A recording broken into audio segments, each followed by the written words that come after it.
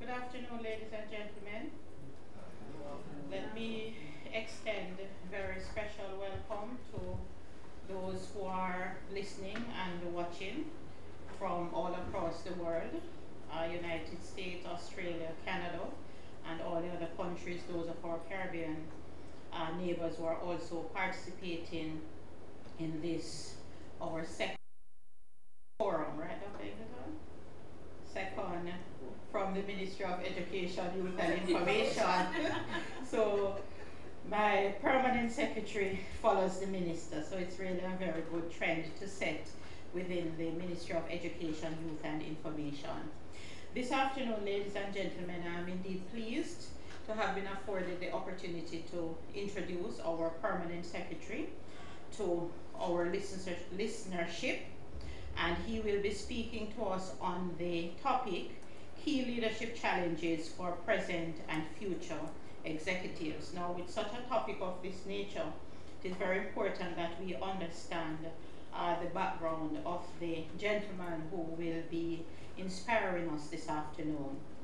And so Mr. Dean Roy Bernard is an attorney at law and a career public servant who has served in many senior positions in different ministries within Jamaica. Prior to his assignment at the Ministry of Education, in about 2010, I believe, Mr. Bernard worked as the Deputy Director at the CARICOM Implementation Agency for Crime and Security, and this is based in Trinidad and Tobago. He holds in education a Bachelor of Science degree in Management Studies and Accounting from the University of the West Indies, a Bachelor of Laws degree from the University of London, and a certificate in legal education from the Norman Manley Law School. Mr. Bernard is a member of the American Institute of Certified Public Accountants. He has distinguished himself with over 10 years post-certification experience in public accounting. In addition, he is a graduate of the Jamaica Constabulary Force Staff College with certification in police management. He has also pursued many courses in law enforcement, drug and law enforcement, and he has several certificates to show the achievements that he would have had in these areas. He is also a board member of the Jamaica Civil Aviation Authority, and he also served on many other boards in his capacity as permanent secretary. Mr. Bernard was appointed to the position as permanent secretary on November 7, 2016, and just a few weeks ago he celebrated his 1-year anniversary in this position. So with this background that I have shared with you, it is quite clear, ladies and gentlemen, that Mr. Bernard is fully qualified to be speaking to us about the challenges within leadership and really what we need to do as executives as we seek to ensure that we fulfill the mandate in education and across the world as we prepare people to improve our different economies. Ladies and gentlemen, let us now have a round of applause for Mr. Dean Roy Bernard.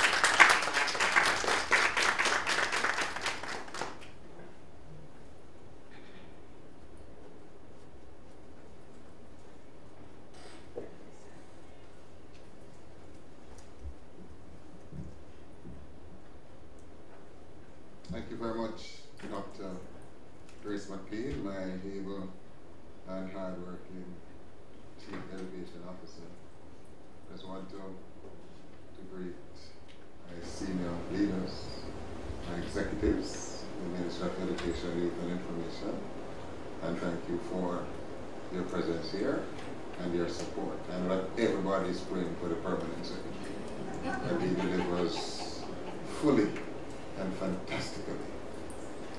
And I aim not to disappoint. I just want to congratulate the National College for Educational Leadership for this initiative. I think it is really timely, and it is indeed, Dr. Ingleton, a fulfillment of the mandate of NCEL, being the staff college for the Ministry of Education, Youth and Information, to instill leadership training and to really ensure that our leaders are really developed for the roles that we expect each of us to play.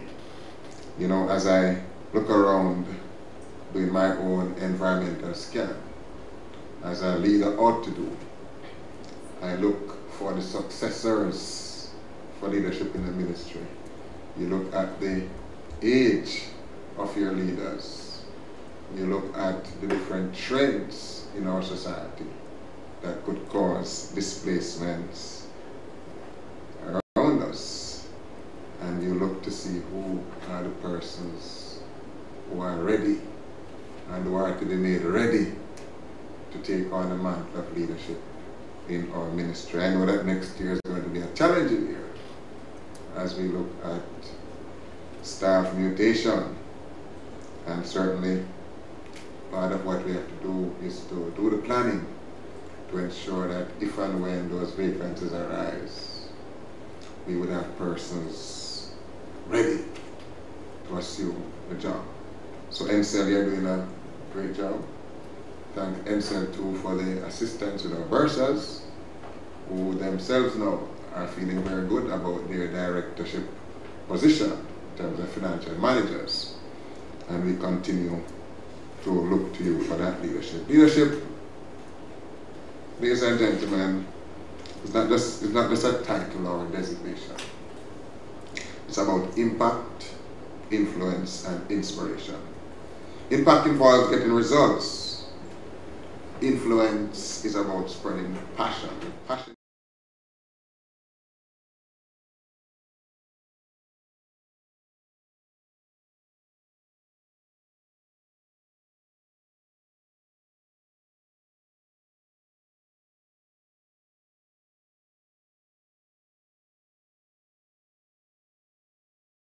The debate as to whether leaders are made or leaders are born. Do we come with natural attributes to get on the head of our peers? Do we have to go through institutional tests and challenges? Do we have to go through academia in order to emerge? The question is there. I believe in the emergence of leaders. And I can challenge you that if you put some persons in a group right now and give them some time to work together, you would see the leader emerging, or leaders emerging. And so that is, in my mind, a fundamental conclusion that they do emerge. And so what we must do as we lead as executives, as we face current and future challenges, is to ensure that whilst we lead, leaders are also emerging, because that is why we exist as leaders. Traits may have existed and honest, however, one is not a leader until he or she has actually led with success. You can get up in the morning and you can look in the glass, in the mirror, and say, I am a leader. But if behind you no one is following, what is happening? You are otherwise than a leader. Leaders ought not to suppress thought, creativity, but must ensure active participation of his or her subjects in the decision-making process. Harness the creativity of our people. And so we look at executives. Executives are leaders. Yes. These are senior professionals who are commonly responsible for making key decisions and overseeing a significant department or functional area within corporate operation. And all of you who are listening before me and who are listening via the internet, many of you in your own capacity are leaders. You are in charge of functional areas within a corporate operation. You direct operations. There are projects and programs that you have responsibility for. And you are tasked to ensure that the right people are hired. Yes, human resource management, training and administration is critical. And you ensure that the processes, you manage processes. You ensure that there's right sizing. You ensure that targets are met. You ensure that objectives are smart and strategies are in place. And so my topic also speaks to challenges, and I'm going to challenge you in terms of my looking at challenges today. Challenge is in leveraging the 3 I's. Yes. Some persons see challenges as obstacles. I do not. I do not. I do not see if there's a budgetary constraint that is a challenge. And you will see as I go through the presentation where my mind is, and hopefully you will come with me.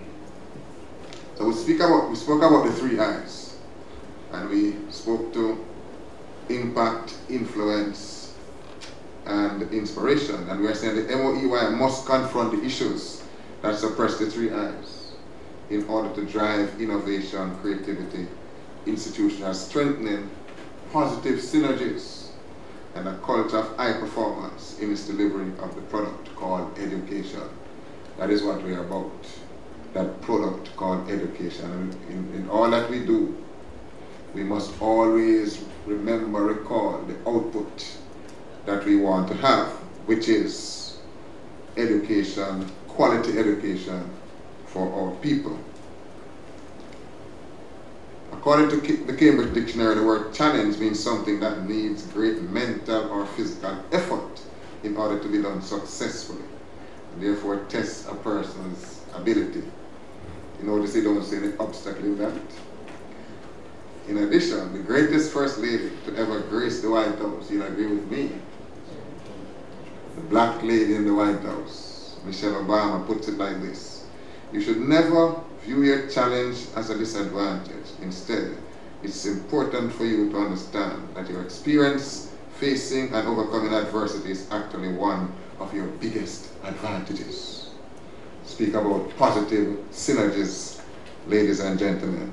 And so the characteristics of effective executives are, and if you look at the word leadership, loyalty,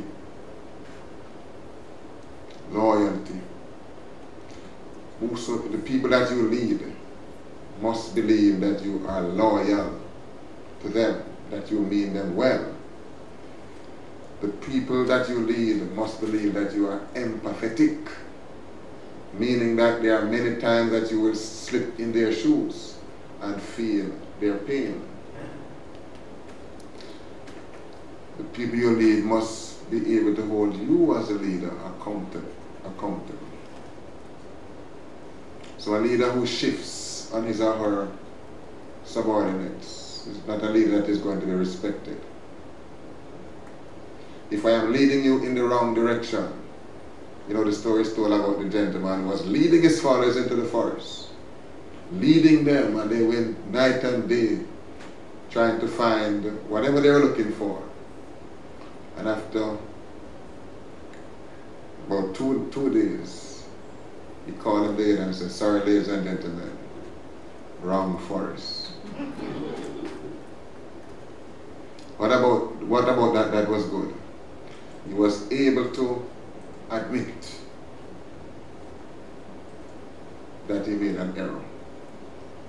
And when your staff see the humanness in you, they are not pushed further from you as we sometimes fear they would. They are drawn closer to you. Duty and determination, true to duty and determination. So a lazy leader is not going to be one that is going to be followed. One that is always complaining will have a challenge, will have challenges. The leader must have energy. Yes, energy. And so the energy of the leader energizes the person who he or she leads. The issue of respect. And when I speak about respect, ladies and gentlemen, is not one way. It is 2 ways. Sometimes 3 ways.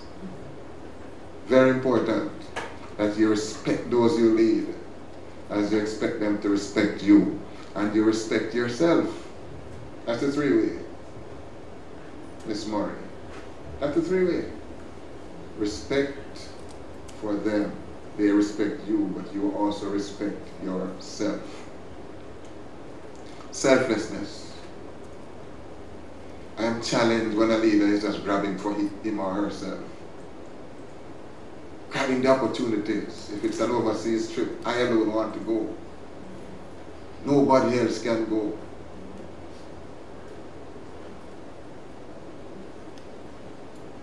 Put yourself, put your people before you. Yes. Yes. The leader is expected to be honorable and humble. So when they say honorable permanent secretary, you don't say that. You say honorable minister. And when you see how the minister conducts himself, you feel comfortable in saying honorable minister. And while you're honorable, you're humble. Because if you're proud and braggadocious, people become false with you. Right? Honorable before you and something else behind you. Right? Integrity and innovation is very important. That means consistency of action. So you can't be one way with one person and another way with others. You can't have a principle in a particular situation and in another situation you are totally different. You must be found to be consistent. Innovation is important. And we'll speak a little bit more about that as we go along. Passion and pride in work. Very important. And the last thing says, be a leader. Adaptive leadership means communication. I know Dr. Ingleton, you would love that word. Adaptive leadership. It's communicating and sustaining a vision through exploration, data analysis, and innovation. Challenging, not disrupting the status quo. You know, I'm challenged with the term that I wasn't hearing about, disrupting the narrative. Don't like it. I can tell you. Don't like it. Because narratives are there to be disrupted, yes. But I beg you to challenge rather than disrupt. It means that you are dealing with the narratives in an orderly way. Okay? You're not taking a sledgehammer and just licking down the building, right? You're building around it even while they tear down portions of it. Are you seeing the difference? So my style, and I would want to say to my executives to look in your soul and think about it. Challenge the narrative rather than disrupt the narrative. From I've been growing up, I hear that disruption is not a good thing. And as I have many educators in here, a disruptive child is never a child that you're going to put up as a person of discipline. Is that so? They said, Lam, you would not put up that child as a disciplined child, a disruptive child. But a child who challenged ideas, who said, Miss, I have a different opinion. How do you feel about that child? A thinker. Right. So let us challenge the status quo as we crave to become adaptive leaders. Conciliation, it means you give and take. Yes? Reconciliation, it means that if there's a challenge, as a leader you recognize that you are the one to make the first move to fix that problem. If it's a human resource challenge, you are the one to go to your staff and work hard to fix the problem. Don't sit back in your chair and say, oh, I am the leader, they must come and apologize to me and fix the matter. I am saying, to whom much is given, much is expected. So the leaders, the executives are to meet the staff and seek to work on the issues. The intention is always to make the staff comfortable so that the staff can produce. And we speak about restoration. The other word fearless just got in there, it shouldn't be there. Look at this little term, facing obstacles together. Notice, Dr. Ingleton, that we are not going to the Blue Mountain Peak without the other one. We are there, but we are stretching out the helping hand. The man at the top is firmest. The other one is a little vulnerable because he has to be stretching, because he's trying to get that little one, the weak one. And I've said to my executives that as part of our trust going forward, we must find the weak ones among us, right? Bring them forth so that we can look after them, right? Bring the lost at any cost, right? So the leaders must be charged by a vision and mission. And certainly as persons in the Ministry of Education, educators, administrators, we must know the vision of the organization in which we serve. I find it interesting that sometimes you'll just have a little discussion with your managers, your leaders, and some don't know the strategic priorities of the ministry.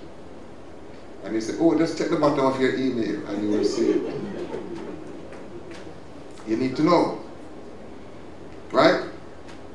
So the vision statement is a nation empowered by a dynamic system of care, education, and training. The mission is to provide quality care and education in an innovative, inclusive, and enabling environment, thereby creating a socially conscious and productive Jamaica. And Dr. McLean is looking strange at it. There might have been some creativity in it. And I take PS privilege to do a little creativity around it. And so we guide youth and child development through innovation, active participation in the advancement of youth issues, because we are the Ministry of Youth as well. Training, certification, and psychosocial care. The compilation, collation, and dissemination of timely, accurate, and relevant public information, because we are also the Ministry of Information. And for those who are listening overseas, on the internet, otherwise, this is the largest ministry in this project called Jamaica. Largest ministry. And therefore we dominate the news. Right? I just got a little thing with Miss Carr on the news just a little while ago. I got it. Yes, you weren't on the news a little while ago. I got it a little while ago. Right? Yes. So the point I'm making is that we are in demand as executives because we are influencers of society. We are influencers of thinking. Where we go, the country goes. And we must recognize that responsibility. Safety and security, uniform groups in all schools. I'm looking at our priorities now. Technology in education and administration. Differentiated instruction. I always love this one, Dr. McLean. For effective teaching and learning. Youth development and career advancement. And we spoke about efficiency in public information and communication. So the strategic priorities are aligned to the vision. And therefore leadership must be organized. Because whatever you're doing must be coordinated. Thank you, Ms. Carr. Right? And so you look at the highlights of our MOUI programs. And these were not acts by accident. It is because of what we have done as executives in proper planning and coordinating, strategizing that we have been able to achieve. And it's just a synopsis of some of the things that we have been able to achieve. So the intervention in the early childhood care, between 0 and 1,000 days, is a vision that we have to ensure that we are impacting on the development, the brain development, the stimulation of our young ones very early, because as we mine the data, as we analyze the data, we realize that there's great impact that we can make at that time. We want to ensure that our standards for early childhood care are relevant and are being applied. And so we have 12 standards, and we are saying to those who want to provide early childhood care, they must meet those standards. Maximize the percent of Jamaican children ages 3 to 18 who have access and or attachment to high quality education. This is very important. In some countries, this is not something that is readily available. So we might think that it's just a routine and we take it for granted. We take it for granted.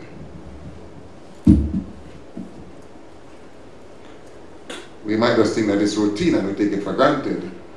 But certainly it is something that we have fought for. Improvement in literacy and numeracy rates at our grade 4 level. 85% is a good, very good and encouraging statistic. And we continue to try to push that high, and 66% in numeracy. We like the fact that we have our national standards curriculum. And I'm highlighting this because I know the hard work that the executives have put in to ensure that we can achieve this. When we are able to train 22,000 teachers within a year to be able to use the tool for the alternative part of the secondary education, that is by no means, that is not a mean feat. And I just wanted to just feel proud about that. And the idea is to promote greater alignment to the learning needs and challenges of our students. Remember what we said at first instance? That we always look at the quality education, the output that we want. Extended tenure in high schools to grade 13 through the career advancement program or the traditional sixth form. I felt very good, Dr. McLean, just last week to see over 2,000 students who have gotten a second chance through the career advancement program. And this was deliberate. This is taxpayers' dollars well spent. And therefore when the payment for CAP comes to me, I just sit back and feel good signing the payment vouchers CEO, because I know what is it that we are doing for our children. And so we are merging HEART, the Jamaica Foundation for Lifelong Learning, and the National Youth Service to rationalize programs for alignment with science, technology, education, and mathematics demands and industry shortages. We are looking at the labor market and we are ensuring that whilst we are training, we are meeting the demands that are out there. That is what leadership, executive management is about. Providing improved access to youth training, especially to those considered at risk. The statistics are showing that we have 140,000 at-risk youths in this country, at least. We are tasked to go out and find them, to know them, every single one of them, and to create the atmosphere that they can come off that label of being at risk. Part of the trust is to pass our national youth policy. And I'm very happy to say that within my first year as permanent secretary, the national youth policy was tabled and passed. And I want to commend the executive for the Youth Policy and Adolescent Division, Michelle Small-Barley, with whom we worked tirelessly to get that done, and our State Minister, the Honorable Floyd. The concept of Youth Innovation Center is a vision that we have, where our youths have a place where they can go and they can be inspired. What are the three I's? They can be impacted, influence, and inspire. Our young people look to us for leadership. And those of us who don't think so, just remember when you were young, how vulnerable you were. And the sad thing is that you thought you knew it all, don't it? Oh, yes. Right, and then you'll say, if I knew then what I know now, I would have found a way to work things out somehow.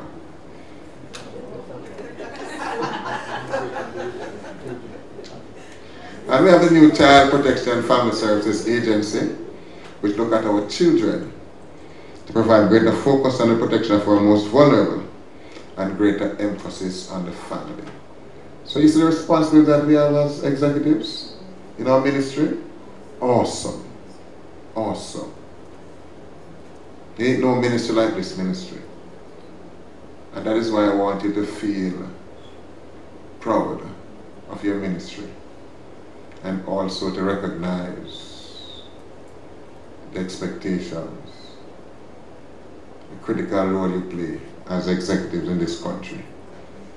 And you know, I will tell you that we speak about Jamaica, but as the Caribbean watches us on this webinar, we are a leader in the Caribbean. We are not only a leader in the Caribbean, we are a leader in the world. And I will make the point again, as I have said before, that when we went to that Catholic church in Paris, right, and we were just taking photographs, normally, right, but we did the to the world sign. Or the foot is to be straightened, right? When we looked at the photos, everybody behind us was doing it. We are world leaders, and therefore we have that responsibility.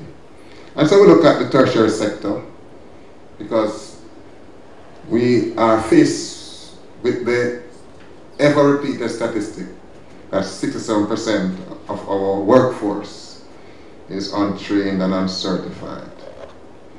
That we have about 5% of our graduates leaving with STEM certification, 15% that are doing social sciences. And we recognize that based on the jobs that are going to be ready in the future, we're looking at future challenges, right? Right? We realize that we must do something as educators now to ensure that we are training to meet the demands. And Dr. McLean, I know you have got the script. You have got the charge.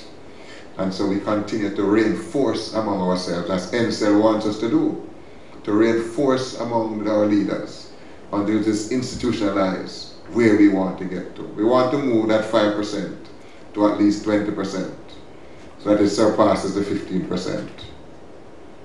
So whatever we have to be putting in the strategies now to ensure that 10 years down the road, as when the governor made this cry about 2 weeks ago, what he's saying is that there will be jobs that cannot be filled in 10 years if we do not do something about training our people.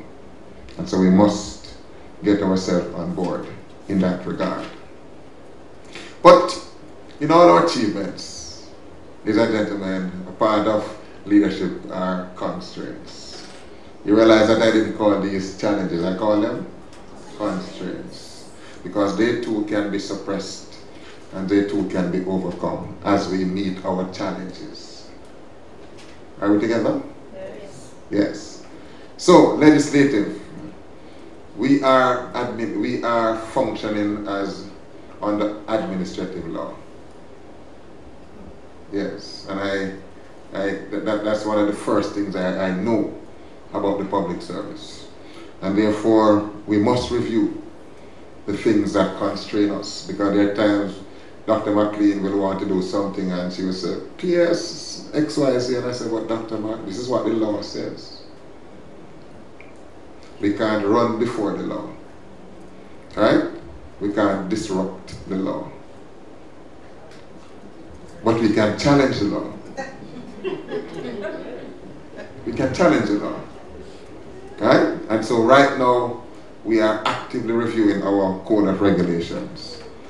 It's a 1980 piece of legislation which makes it 37 years old. There are persons in this room that are not 37.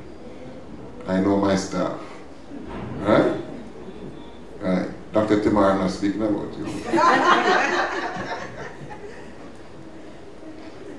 So we need to relook the regulation. And we are seeing that it constrains us in some ways. We look at our staff orders too, which are old orders that are aligned to the public services regulations.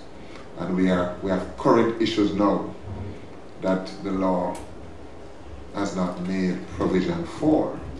And therefore we must review. And as executives, we must be prepared to challenge and to review. I won't go into all the details. Right now, we are looking at the reviewing the whole Treaty of Chagaramas as it relates to the pursuit of legal education in Jamaica. There's a team working very hard now for us to put a case together to ensure that there is equity in access to education. And that's what we did when we pushed to ensure that the Caribbean Maritime University got its charter and its status to be one of the best, one of the most unique universities in this hemisphere. And that happened within my first 1 year as well. Yes. Yes. So I tell the minister that he gives me good gifts. And I take them with both hands as we work together. We have the Caribbean School of Medical Sciences of Jamaica that also got its charter in my first year. What happened? Impact. And Michael was just with us at the table last week. The Michael. Yes, and we are working to ensure, Dr. True, Myconian, that it happens within my second year. Very important. So, administrative, we have to review governance arrangements for our schools. Yes, we have to really challenge ourselves as to whether the system of governance that we have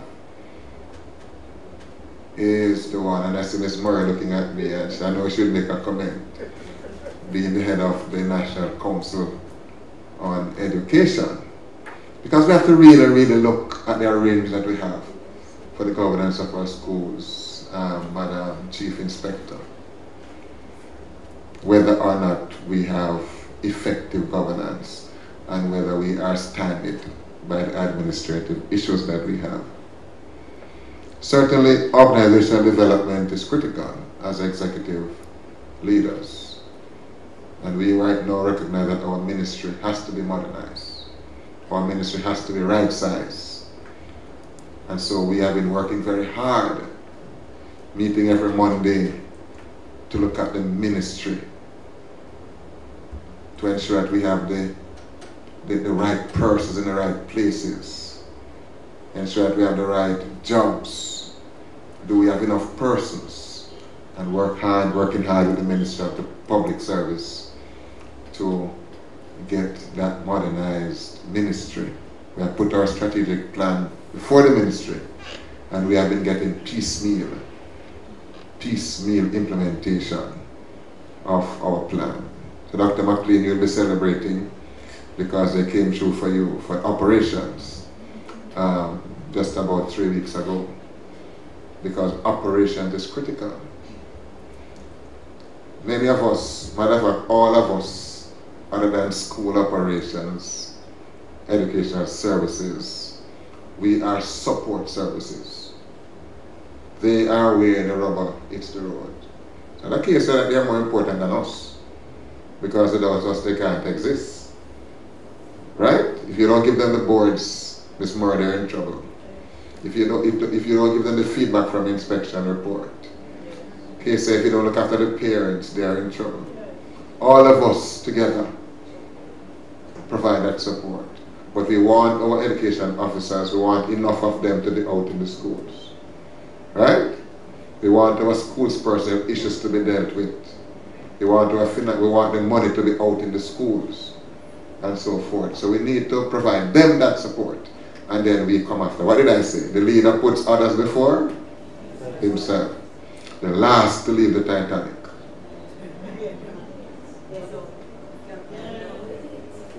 Yes, the captain must leave last. Right. So, we are doing that. We have operational challenges, yes, operational constraints. And I see my chief audit executive here. We have audit and risk management challenges. And I'm saying that as we push out more to our schools, and I can just give the stats, because where we are giving $850 per capita of students, we are now giving $2,500 for primary schools. Yes, and the mathematician among us can work out the percentage, right? It seemed to be more than 200%. Is that? Yes. How much, Dr. McLean? Did I get it wrong? No, when I said it is over 300%. Over 300. Well, I did say over 200. So over 300 is the same as over 200.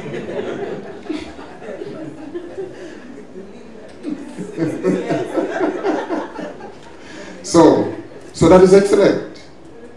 And when we move from 11,500 per capita in our secondary schools to 19,000, just the basic operational support, not inclusive of specific support that we give otherwise, you realize what is happening to our schools. Do they have the capacity to handle all of these funds? What are the risks that are created by having more money? So audit and risk management becomes a live area. And as executives, we must, Sasika, be looking at what is it that we're going to do to support that new initiative in our schools.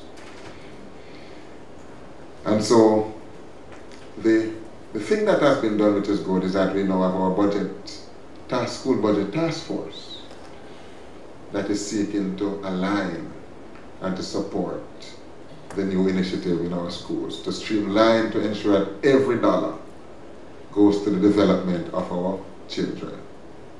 Who's at the center? Our children. We have procurement challenges. Sometimes the procurement procedures take too long. And we miss opportunities for spending. We miss opportunities for efficiency. And therefore we have to challenge that as well. Financial management, we did speak about that. Challenges are there. Our measurement and assessment methodology. The minister is on record in saying that we need to challenge how we measure our unemployment in this country. Because if it is that we are putting programs in place to keep our 14 to 18-year-olds in school, up to grade 13, right? Or is it that they are being captured as unemployed on the PIOJ statistics when they should be in school? Something is wrong, right? So we can't just let PIOJ tell us that this is the data. We have to challenge the data as executives, right? Yes. We are challenging the narrative, not disrupting the narrative, right? So we have constraints. We have constraints because we are part of we are part of a government, yes. And if the government is saying natural attrition meaning that we want to reduce the public sector. You hear it every day, right? We want to reduce the public sector. We want to make sure that the people who are in the public sector are the people who are adding value. And we don't have waste all around the place. So if I think on natural attrition means that when people are to go, they should go. Right? Unless there's a specific value that is added by them being in the public service. And so I'm challenged to tell people, I get so many requests for extension, post-retirement. And I have to say, boy, we can't do it that way because we don't have to ask for approval. And we must provide a justification. Right? So that's the point I'm making. Natural attrition, early retirement, the whole GOJ weighted GDP ratio up to 9%. It means that even while we're hiring we have to be careful how we are hiring, because this is a wage to GDP that requirement that we must meet. And I hear the NCEL people getting a little anxious, so I kind of understand. What is that? Not a challenge? Okay, good. Yes. Pension reform is a constraint that we have to be looking at. And certainly our teachers now who are at negotiation this is a big ticket item for them. When they are faced with this 5% payment to pension, even though it's a saving for them for future years, it is currently an impact on them. So it creates a challenge. What it means is that as executives, we have to keep a listening ear for what is happening. And we have to come up with creative ways to help the process. We need our teachers, all 30,000 of them. And we need them to be feeling good about themselves. We need them to feel that we support and love them and we want the best for them. Is that so? Because they are critical to the delivery of education. The fact that I can read this is because of my teacher. Don't mess with the teachers. Right? So, there is the whole issue of, as I said, retirement, the management of early retirement. Because we have got the script already that come next year. We're asked to encourage early retirement. Encourage early retirement. And the new pension law is going to give sweetness for early retirement. Yes, Dr. Chu. I want to retire as well. Sorry, we are too young for that.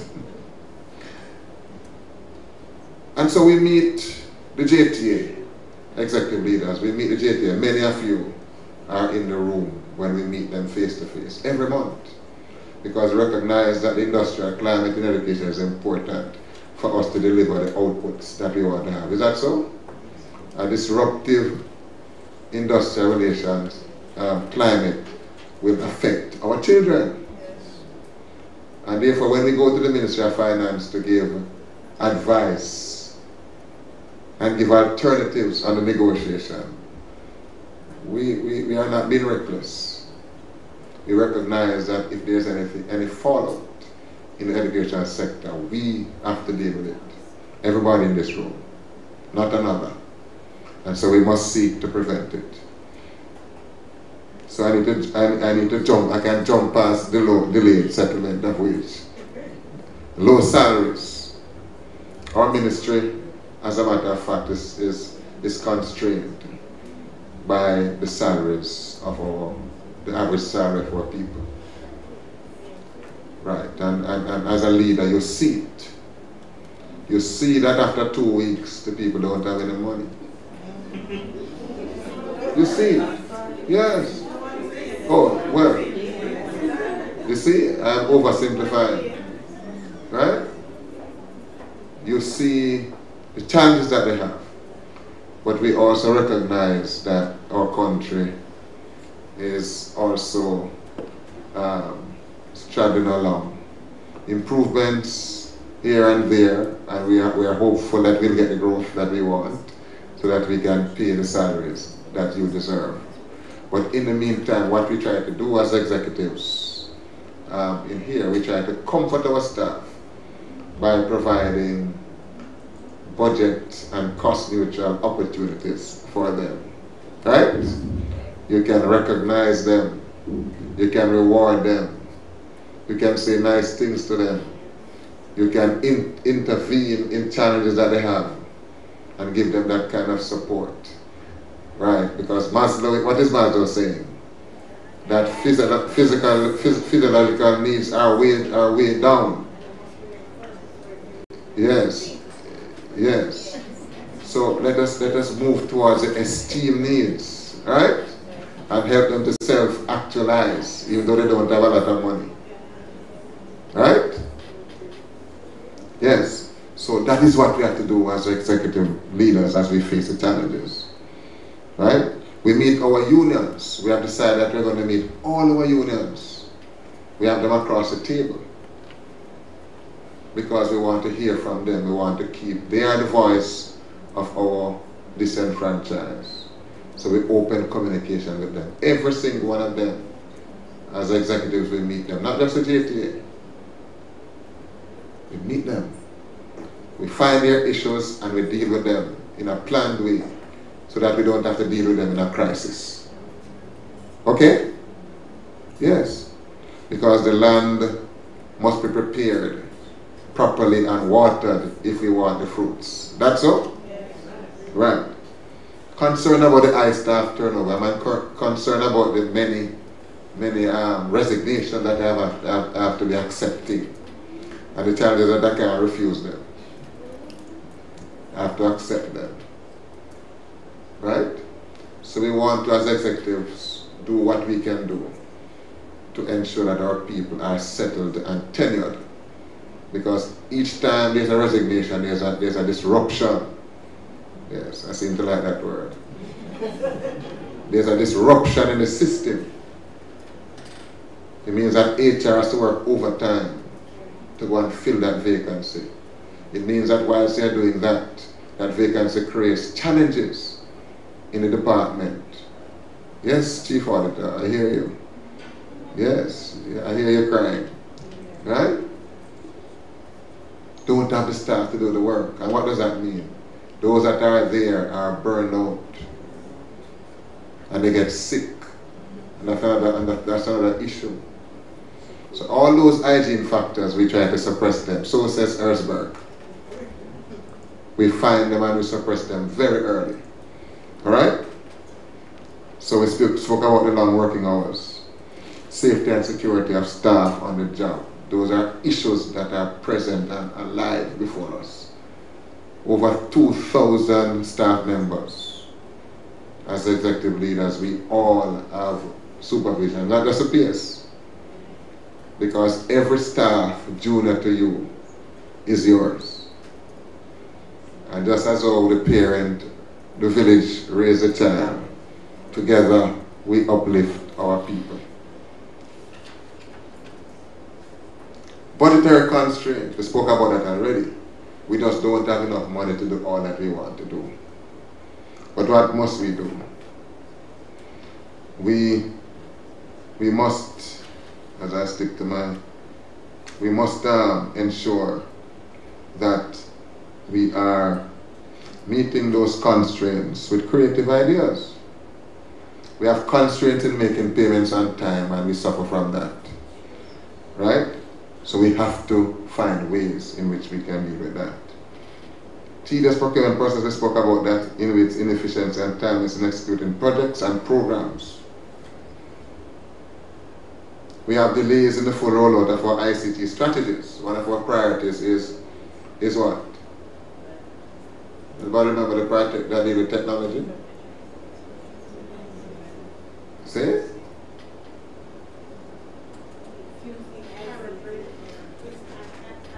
Right, infusing ICT. Right, so what we have to do is ensure that our ICT strategies in education are fully rolled out. And I want to see as permanent secretaries, and you want to see as executives, that that is done in short order. Financial management constraints due to weak or non-existent internal controls in schools. Right, that was put there for you, Madam CAE. I know that that is a big concern for you, and as present and future executives, we have to meet those constraints. Leadership sets up the standards and the culture for the organization. Leadership is about creating a vision that inspires those who work for and around you to participate actively in key goals, objectives, and the overall mission. And I've asked my executives, do not be afraid to delegate. We fear many times to delegate. And I too have to overcome that fear. Because as the accounting officer, I worry that if a mistake is made, I am the man.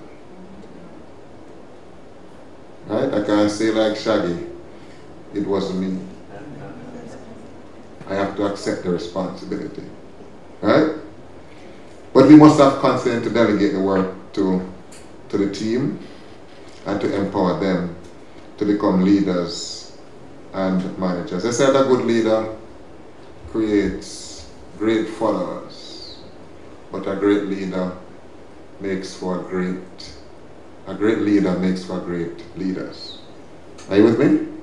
Yes, so we must trust our people.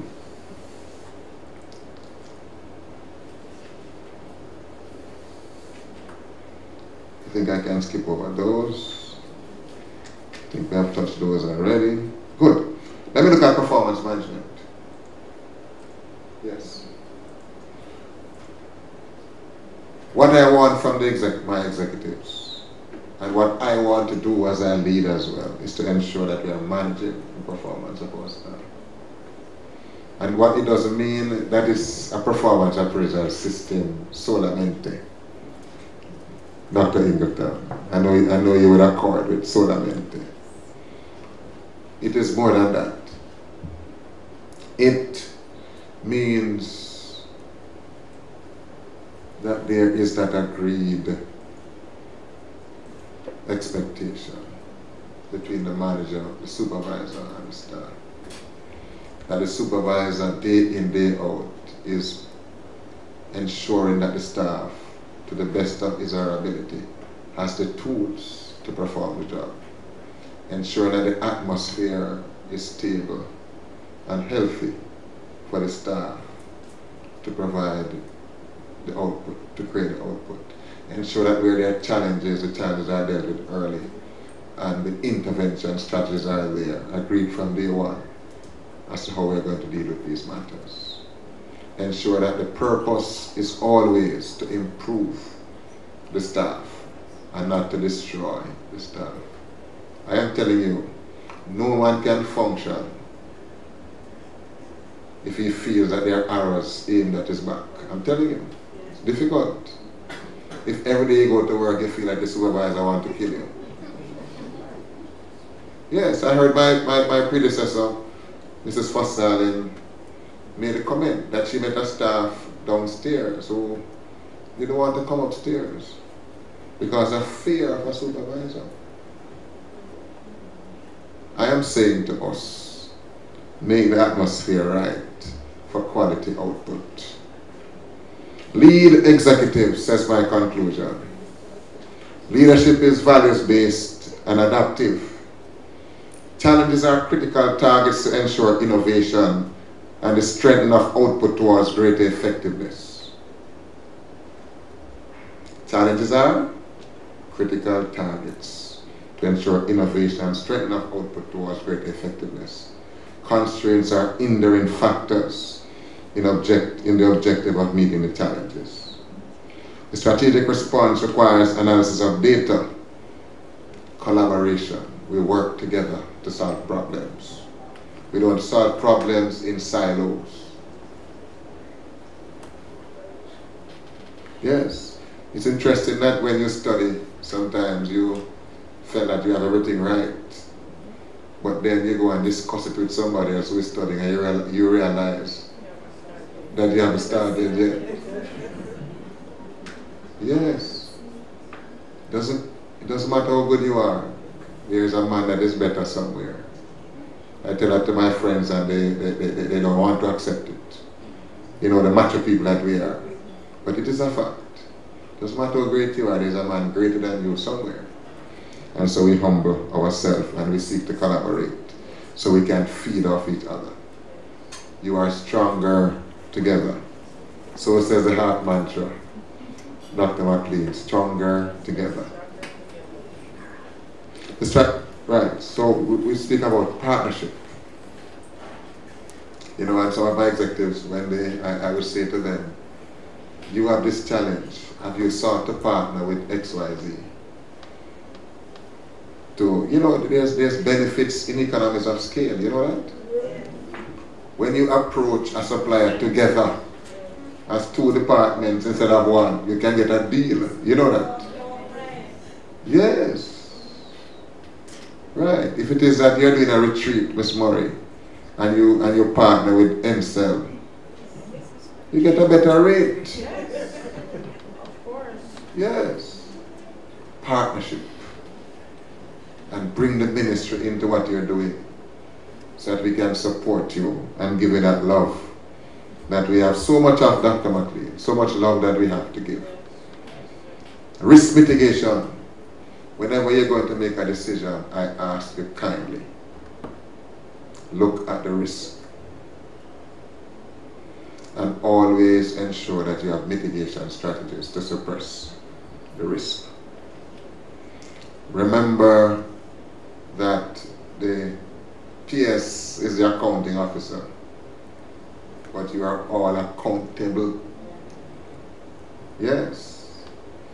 And if you don't think so, you can see it in the pension if you do not do what you're supposed to do. It is written, ladies and gentlemen, that there's nothing new under the sun. What am I saying? I'm saying that the challenges that are to come are really not new. Really not new. Yes, so I had a little thing there about with Star Trek to show the Star Trek about moving to the frontiers and conquering the unknown world and so forth. Right? So there are things that are going to be different because I remember when we had the big phones, the big cell phones. Oh, you don't remember that? We used to call them truck stopper. Meaning you can use them to catch a car. Look what we have now. I saw a car in Paris, and I had to look closer because I didn't see any steering. And I wonder how that car is going to drive. It's going to be driven without a steering wheel. Maybe 2 GPS and navigation systems that are inbuilt into the car. So technology is developing, and if we look back as the way we were with the mainframe computers and the big things that we saw, and look at where we are now. So it was then, so it will be in the future. So we have to gear ourselves for that. But I'm saying that we are safe. We are safe if we are doing the things that executives ought to do. And I explained them. We are partnering, we are collaborating, we are innovating, we are opening ourselves to new challenges. Challenges are not insurmountable. And as we chip away brick by brick, we will meet them even as we strategically remove the constraints. Ladies and gentlemen, thank you for listening.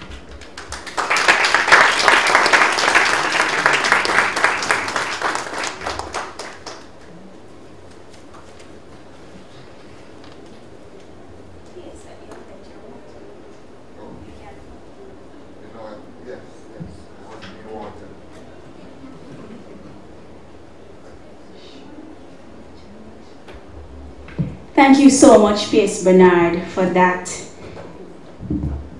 presentation. Colleagues, you heard it from your permanent secretary.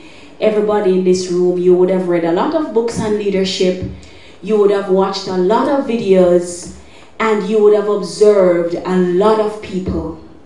But you learned today so many different things about leadership. We are going to be taking some questions before I do the thank yous and conclusion and summary of this presentation. And we had somebody online, PS, asking, how do you motivate when the lack of resources is overwhelming? How do you motivate your team when the lack of resources to get things done is overwhelming? I can take it to you, not a challenge. Right. I think that because I skipped over one of my slides, why we have that question. Because the answer was actually here. Because what we do, really, resources are always, ladies and gentlemen, going to be scarce. The economists among us know that resources are not infinite. And therefore, what you have to do when resources are challenging you have to ensure that you are channeling your resources on the things that yield the greatest results. Right? And you are also channeling your resources on the least cost items that once you spend on them, they are removed. And I go back to scripture, it says that you don't build a house unless you know you're going to finish it. So if you have $100,000, don't try to start a house with $100,000. Really, really. Save a little bit more on it. So what's the point I'm making? Least cost items, remove them. If a customer is owed $10,000 and you have 100,000, don't take 100,000 and give the man who you owe 2 million. Pay off the man that you owe 10,000. At least that's one less customer. Right? And also, so it's two ways. Pay off the least cost and also spend on the items that give the greatest results. I hope that that answers your question. Thank you for your question. Thank you so much. Miss Murray?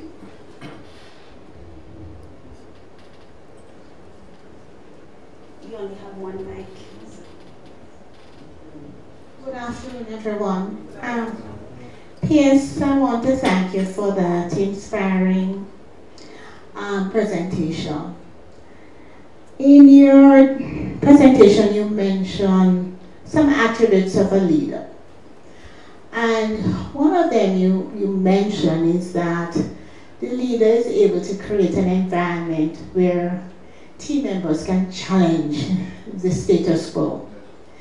I want you to just elaborate on how a leader can create an environment where team members can become confident and not be fearful of reprisal in challenging the status quo.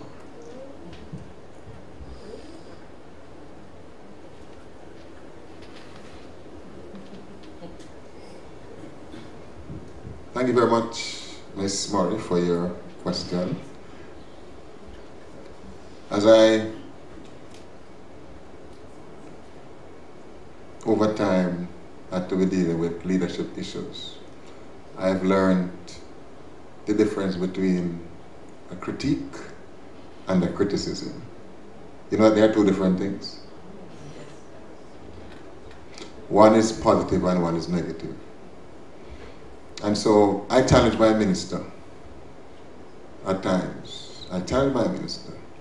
How I challenge him, I say, Minister, what about that? Can we do it that way, Minister? And Dr. McLean will come and say, P.S., but we can do it that way, no, P.S. What is she doing? She's telling me, right, that there are other options, that there are other ways that it can be done. She's not coming to say, P.S., you're wrong, you're wrong, you're wrong. I mean, not doing that. She's coming to say that let us do it this way. Because if you really are positive about problem solving, there typically isn't just one way to solve a problem. And the leader, if he's a good listener, if he's a good collaborator, will many times want you to bring that option. And sometimes I deliberately ask, this is my position, what is your view? I told a staff member that I'm going to deploy you here once, and the staff member got into a tantrum. And I said, well, bring to me an alternative. And the staff member brought an alternative, and I accepted the alternative. So that is how, one way in my mind, that you can challenge the status quo and get your results. It is not what you do, it is how you do.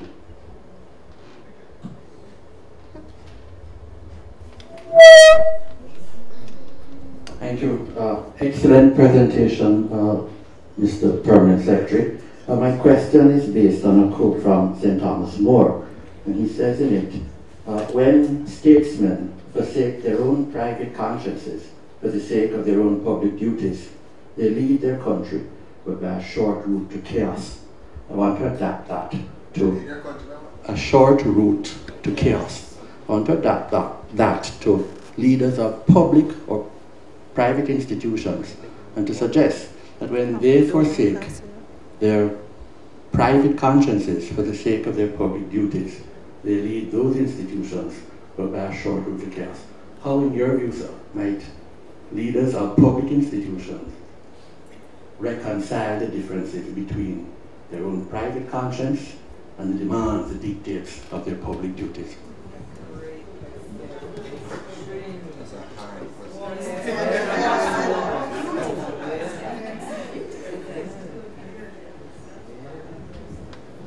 Mr. Ashley, please leave the room.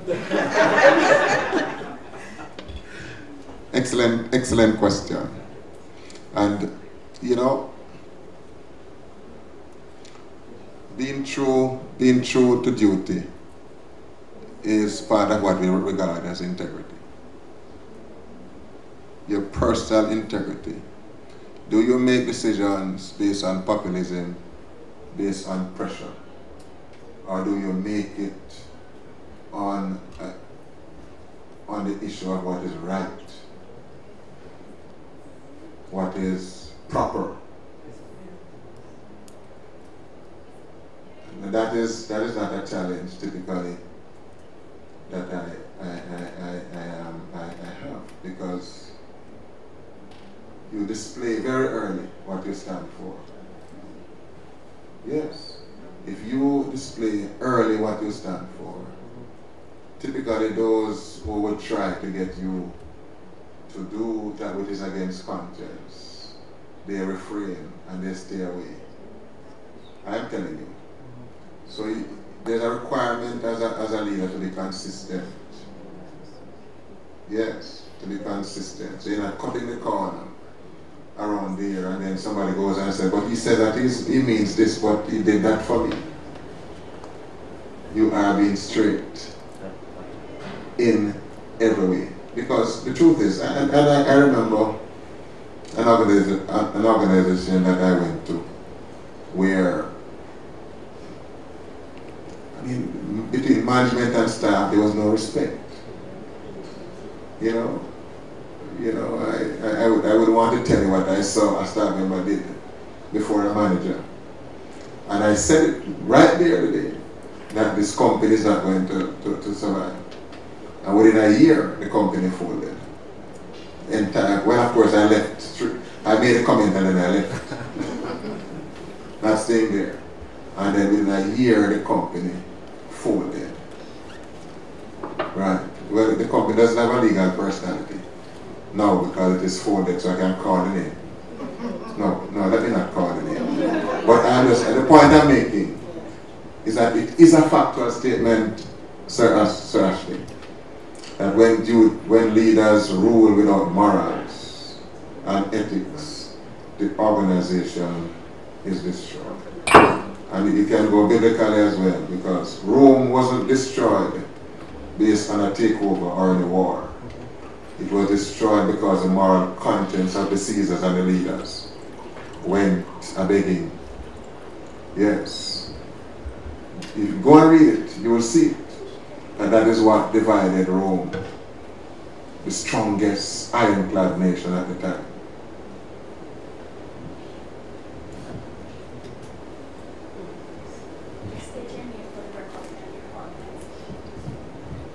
My name, Maureen Doyle, organization, National Education Inspectorate. Sir, I want to congratulate you on the way you've ably put all the key issues in the leadership space around the ministry and perhaps even in a wider sphere together. Congratulations, because you said it's only a year. So it's really a great job that you've done to really put it together in this sort of a way and to bring it to us. I want to ask you something on behalf of leaders though. When we're called upon to do so much, where do we get the legs to manage and to carry on and to be almost all things to all men and women and remain strong? what are some of the things that you would suggest, if not few?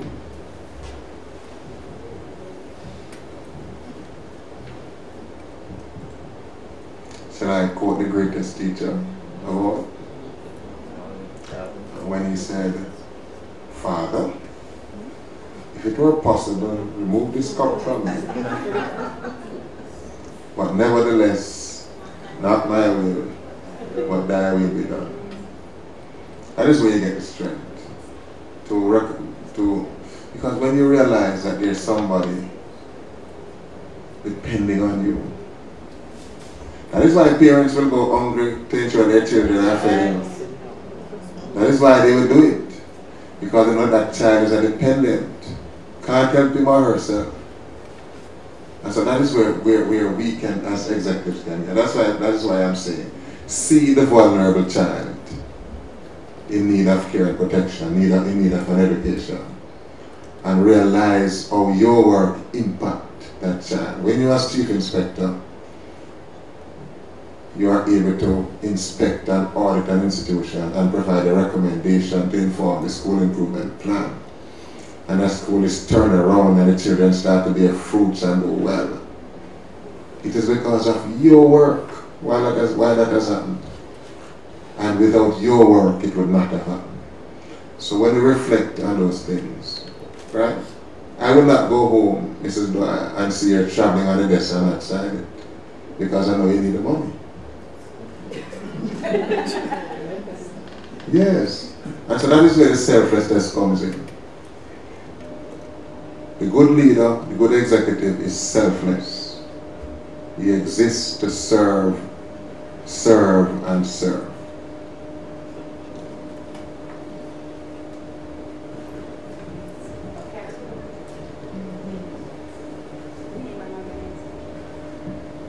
Timar Stevenson, Director of Quality Assurance at NCEL. PS, I want to ask you about the Sustainable Development Goal, specifically Sustainable Goal number 4, that speaks to quality education. How comfortable are you in terms of what the ministry has been doing, and what are some of these additional strategies that you hope to implement in terms of ensuring that Jamaica continue to realize the Sustainable Development Goal number 4? Thank you very much, Dr. Tamar. Typically, that's a question that I would pass to the CEO. But she has left me here alone, so I will have to answer as ably as I can. So the SGD for UNESCO goals. Everything that we do, and when you move across the world and you attend the conferences, you realize that as a country, even if we don't know, I think we do know, because we're deliberate about what we're doing. The Sustainable Development Goals are before us. So we talk about teacher professionalism. It's right there.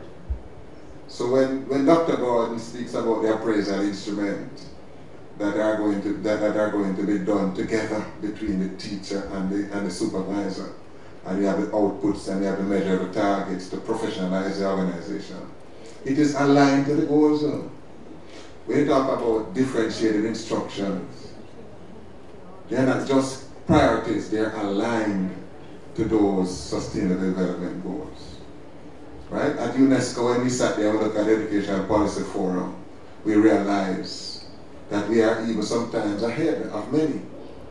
So I'm not worried about Jamaica's strategies. And I'm comfortable too that we have a minister that is a visionary and reads and understands those very goals as he leads us, and we provide that support.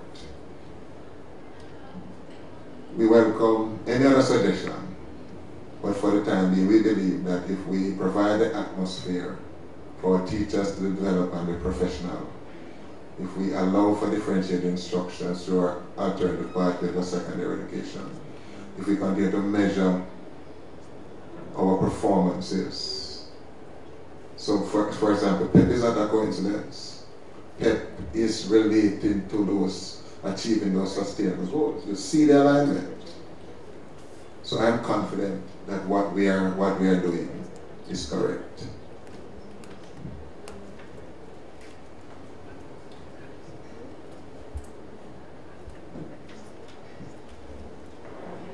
Yes, I crave your indulgence and I babble through this one a bit, but I want to take you back to the human qualities of leadership, if you will. As you spoke about a leader being able to empathize, we're seeing a world now that is hardened. Persons, I think, have no conscience or heart, and the empathy calls for us to tap into particular emotions. How do I, as a leader, show that I'm able to empathize without risking that being abused?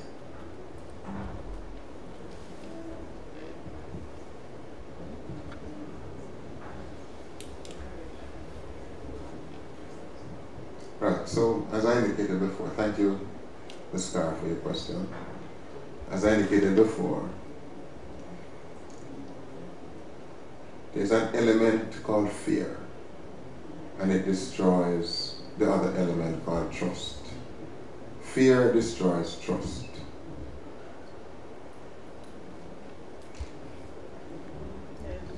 What you have to do when you have a staff member who challenges you in that regard, you don't want to expose yourself to him or her.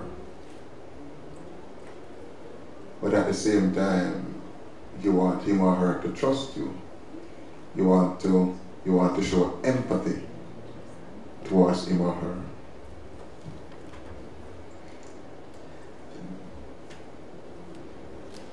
In my mind, I believe that every man deserves a chance. Every man deserves a chance. And I am ready to wipe the slate clean and to trust. Because the evidence is showing that 90% of the time, trusting and empathizing yield the result more than battering over the head. I'm seeing it, yes. I can't forget that my son, at the top of the stairs, when I went home, he would just throw himself. He would just dive, he would just fly. Why? Because nowhere in his mind the thought came that I would let him fall.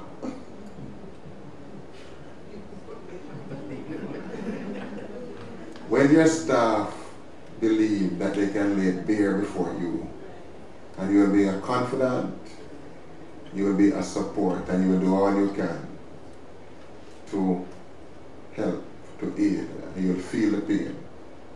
I am betting you that that will endure for the betterment of that staff, and in the end, for your benefit as a leader, you will see the star in that staff come brightly through. So I'm saying to my executive, trust the staff. Trust the staff. There are times when,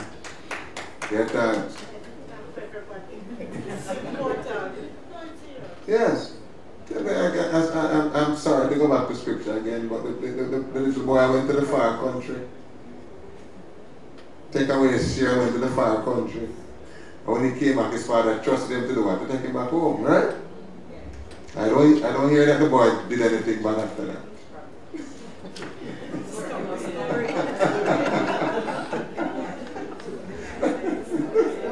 I'm saying I've not heard anything bad about the boy after that. So I am saying,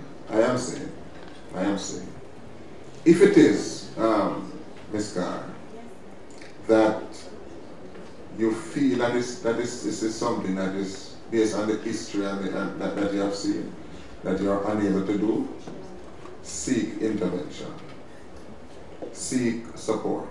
And I always say, this thing called collaboration is important.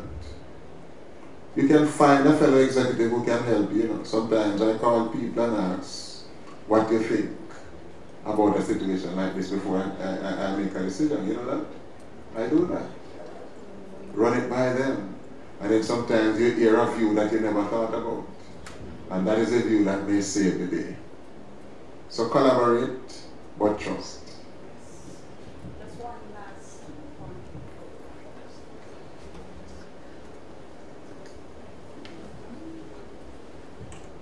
Thank you very much. Claudine Panton, principal of the McGraw High School. P.S. There's been a lot of buzz about equity and equality in our education sphere. We have observed over the years that our female students have been outsmarting our male students. Can you elaborate on the mandate of the ministry as to how we can promote the education of boys, the success of boys? We are experiencing, I don't know if you've heard recently, that Montego Bay has been rated, quite negatively. And we have also seen in the media that many of the concerns that we have speaks directly to our boys, our males in our society. Can you elaborate on the mandate of the Ministry of Education as to how we now can create that environment that our young men can be very successful?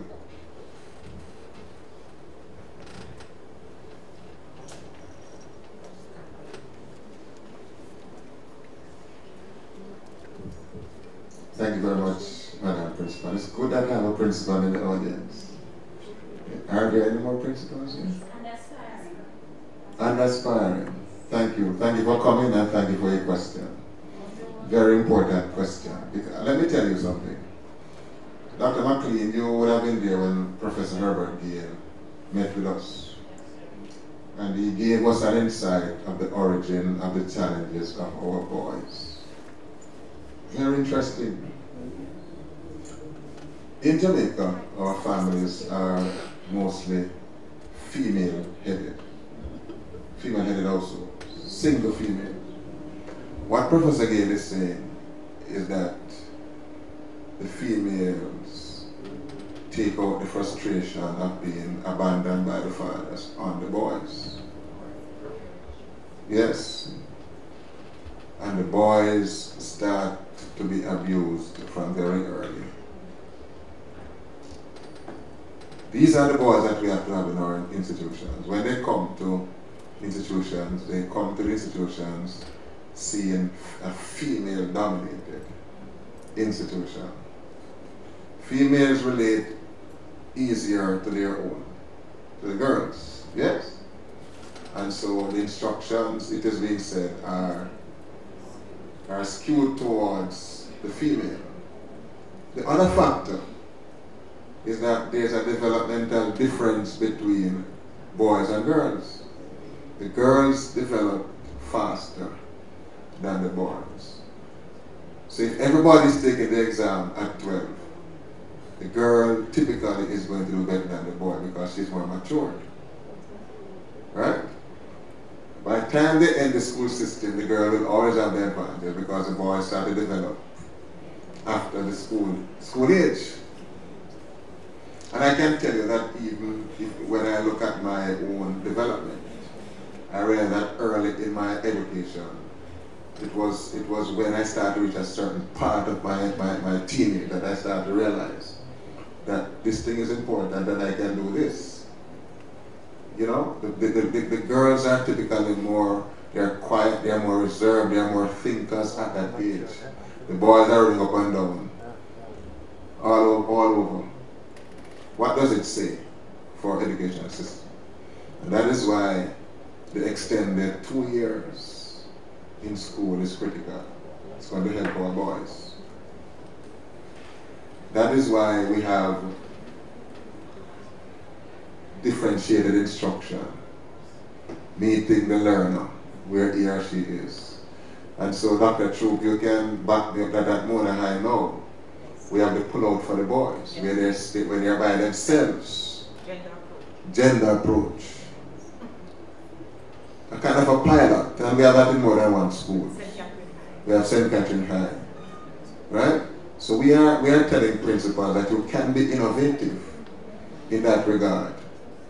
And I'm sorry that Dr. God is not here because she did a study on boys' education.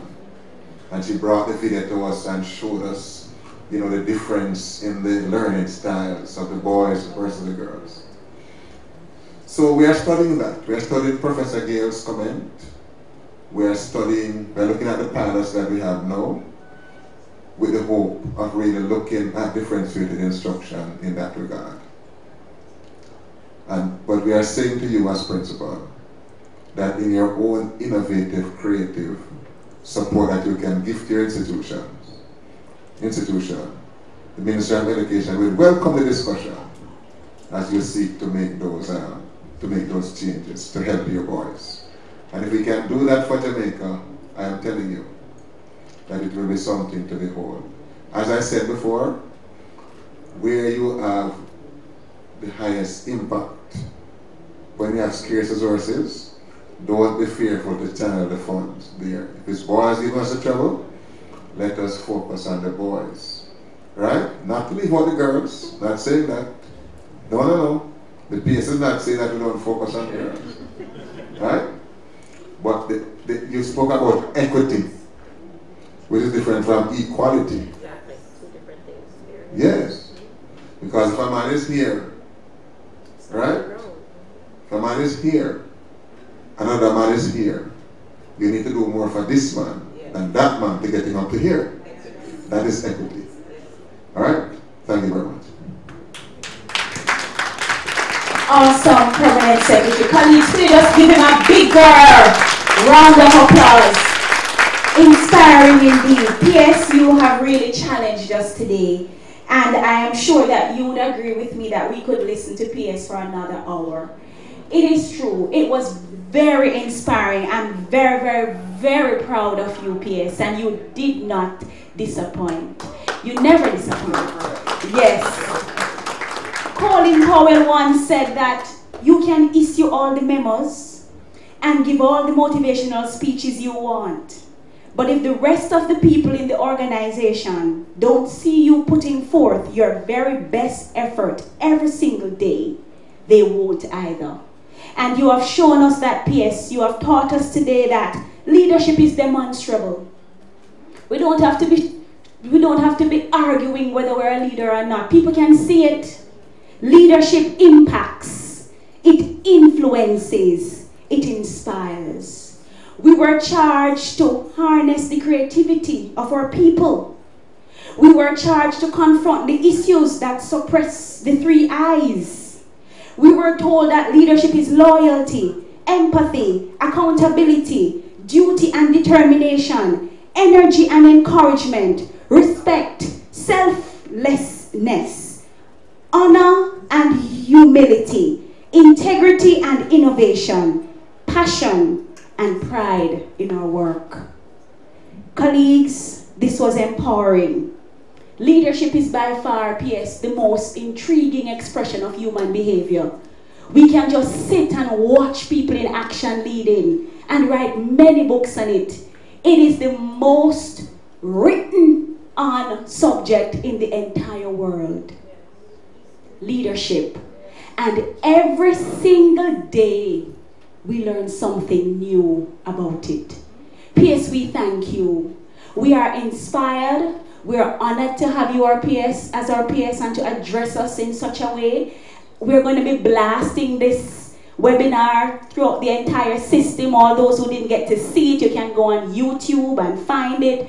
But we will still blast anyway because every single educator needs to hear about this presentation and about what you have said as our Permanent Secretary.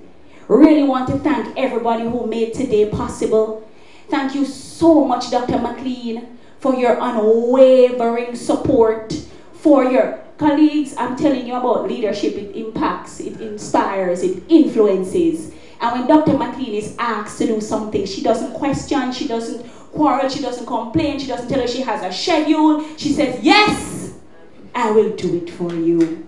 And that for me is just inspiring. Thank you so very much for the guidance and just for the prodding and everything that we have been learning here at the National College for Educational Leadership. To all the executives who came out today, you have some people that they're just NCELites. You know, the Dwyers and the Murrays, them people. You know, they're just always there. The troops and the Pantons and, yeah, you know. So there are some people who are always with us, and there are some people who are coming with us. Plunkett is always there. She's in every, I don't know why she not just come over to Macedonia. It is just amazing. And the aspiring principals in the room who are also aspiring executives, could you just stand so that everybody can see you? Aspiring principals, the people who are going to be leading our schools, they are the future of the education system. See them there? 2 nice young men and 3 lovely ladies. They will be taking over the leadership of our schools. Thank you. To the team from UWI, they are my adopted team. You know, we kind of work together on many projects. Thank you so much, team from UWI. As you call them, they're ready. They just want to know place, time, and they're just so amazing to work with. Thank you so very much. To the Knutsford Court and everything that they do, thank you. And P.S., you know, to the very best team, Miss Dwyer, everybody else forgive me, but I have to tell you this. NCEL has the very best team in the ministry. And they're here. Miss Monique Kelly, just show them your hand. Miss Kelly, just wave. Programs Administrator Sutana Hemans, Programs Administrator. These are the people who are in the trenches. Miss Sherika Wilson, Logistics Manager. Miss Ashima Rankin, Records and Documentation. Colin is our graphic artist and the man on the internet and the web and makes everything pretty. He's the person, he's the brain behind all of this. Dr. Timar Stevenson, our Quality Assurance Director. Michelle Daygood, where's Michelle? Where's Michelle? Where's Michelle Daygood, our Programs Manager. Who am I missing? And our newest member, Tamaine Lovely. Come, Tamaine, stand up. We stole Tamaine from the executive office. From you. Yes. And we have our accounting manager, Mrs. Raquel Hyman Mitchell. And we have another member of staff who has chicken pox, but was streaming in online. Mr. Philander Neal, you all know him. He's going to be so upset with me when he hears that I said this. I'm sure he's watching now and getting very upset. But anyways, all the members of the team were part of this, the collaboration, the partnership.